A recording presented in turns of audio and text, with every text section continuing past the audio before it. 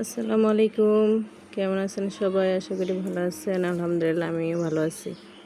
তো এই তো আজকে রান্না করতেছি আলু দিয়ে মোরগ দিয়ে, তারপরে গিমা রান্না করতেছি, ডাল রান্না করতেছি।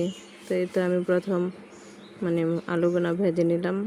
এখন সব মশলা পরিমাণ মতো দিয়ে দেব, দিয়ে তারপরে মশলাটা কষিয়ে মোরগগুলা দিয়ে দেব।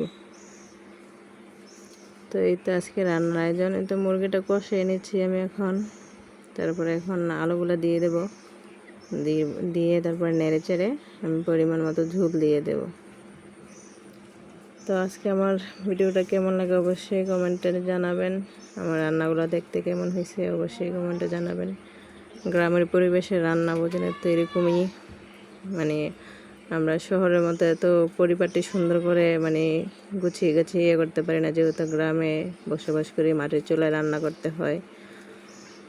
তো এই তো আজকে রান্নার আয়োজন। তো এই তো ঝোল দিয়ে দিলাম আমি। এখন একটু মশলা দিয়ে দেব, রাঁধুনি মশলা। এই মশলাটা দিলে রান্নার মাংসের ফ্লেভারটা একটু ভালো আসে, খেতেও একটু ভালো লাগে। তো এই তো আজকে রান্না জানাই। তো ভালো লাগলে অবশ্যই ভিডিওটা লাইক কমেন্ট শেয়ার করে দিবেন, পাশে থেকে সাপোর্ট করবেন আশা করি সবাই। তো আল্লাহ হাফেজ সবাইকে।